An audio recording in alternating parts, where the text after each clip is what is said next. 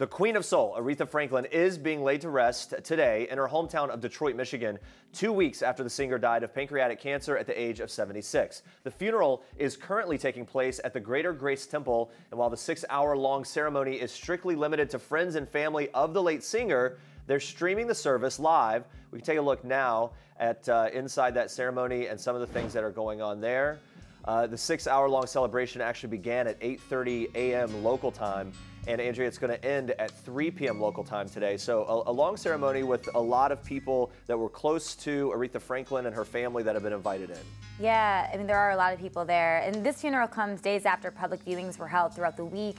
Fans were able to pay their respects to Franklin in person. And if you weren't able to pay your respects in person, there have been so many tributes online and everything pouring in to remember such an amazing woman and her legacy. And obviously looking here, everyone, all of fans and people that adored her for many different reasons can, peek in and see how this ceremony and this service is unfolding as we see people filing by the casket there.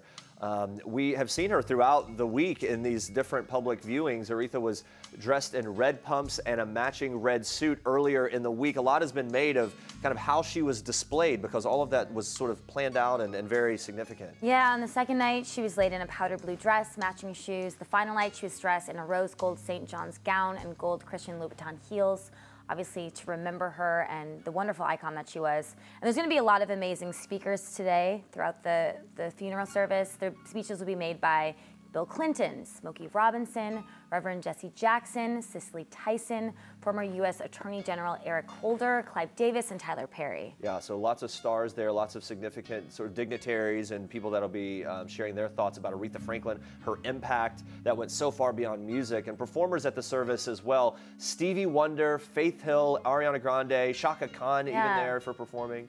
Yeah, and then according to TMZ, Jennifer Hudson, who recently signed on to portray Franklin in a biopic based on her memoir, Aretha from These Roots, will also pay tribute with a rendition of Amazing Grace. So we're going to have, you remember that Aretha grew up in her singing in her father's church, and so a lot of hymns are going to be sang, will be sung today, and you expect a real, almost like a very church service kind of atmosphere as the day rolls on. The concert called A People's Tribute to the Queen actually took place at a local park.